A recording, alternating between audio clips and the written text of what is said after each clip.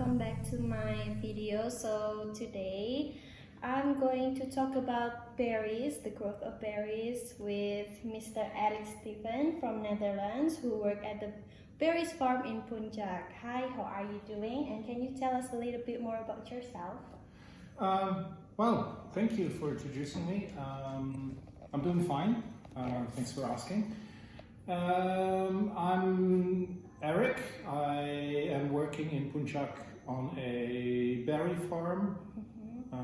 I've been doing this for the past 4 years, I think now. 4 years. And we've been growing four types of berries here up in the mountains for specific reasons, but I think we will talk about that a little bit later. Yeah. So I'm going to ask you first about, can you tell us a little bit of what kinds of berries that are grown in this farm?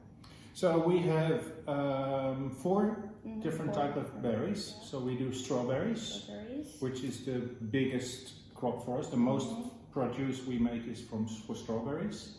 Then the second biggest is our raspberry production. Okay. Then we also have a lot of blueberries and a small plot of blackberries. Okay.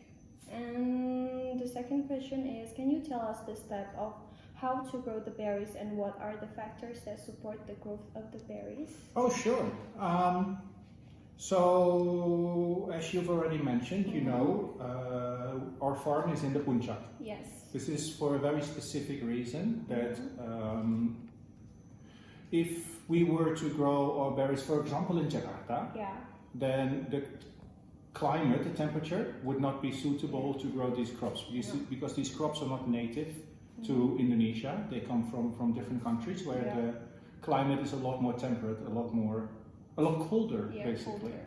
So up here we're at I think 1100 to 1400 meters. So the climate here is suitable to grow our berries. This is colder. Because it is a lot colder. And what are you planting the berries with methods, you know? So what we do is we have our berries planted in either greenhouses or in under plastic rain covers to protect them from the environment. So what we do is we have hydroponic berries, which means that we grow them not necessarily only in water, but we grow them in a growing media which is not soil. So they're not in the soil, they're in a pot. And we use the old coconut. Yeah, so it's called cocoa peat. We grow them in there, and then we have our irrigation system is specially made so that we can give the fertilizer, of course, because the plants need some food. We give together with the water.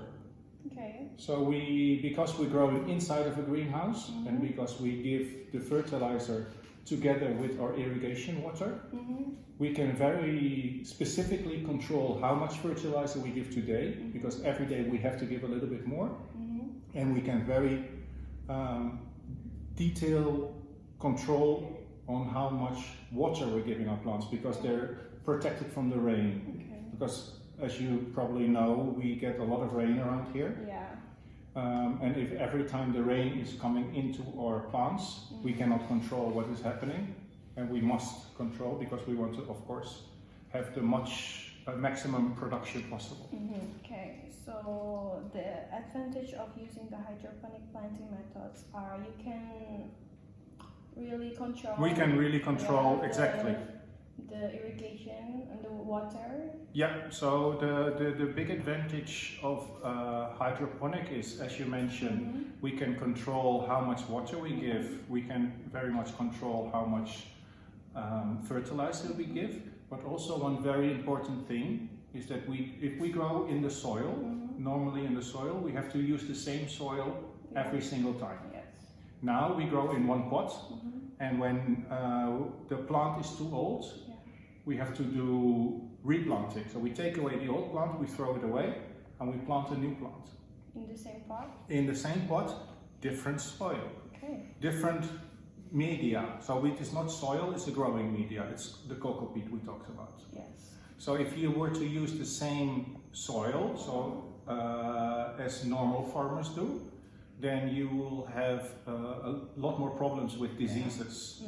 You get diseases in your soil and you have to use the same soil because of course you cannot take away the whole field, every soil and then put it back in. But if you grow in just a single pot, it's very easy to take away the soil and replace it with something that is free of diseases. So you have much healthier plants.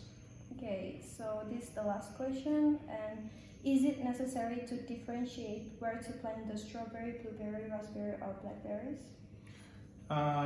Apart from what we already talked about, so if we go down the mountain, the climate is getting a problem for us. Of course, we have different methods we grow. So for example, our raspberries is a big plant, high plant, it grows up to 2 meters, so we have a bigger pot. Yes. Or strawberries, small plants, very small, Pot. longer container with different plants in one. The container is about a meter, 1.5 meters, which have 11 to 15 plants. The raspberries growing in a pot with only 2 plants. Okay. So yes, that makes a difference on where we grow them. On the other hand, where we grow them, as I mentioned, we have greenhouses and we have plastic rain covers. As you can imagine, a greenhouse is more protecting from the environment, from all the elements. So since strawberries are more easily, let's say, easily sick, they have to be more protected from the weather, from the wind, from the rain, from everything. They are grown inside greenhouses.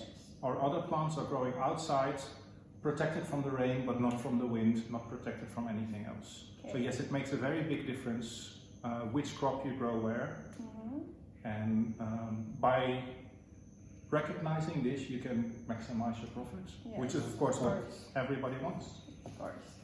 Okay, I think that's all for today's news. Thank you so much for your time, Mr. Erik. You're very welcome. And goodbye. Bye-bye.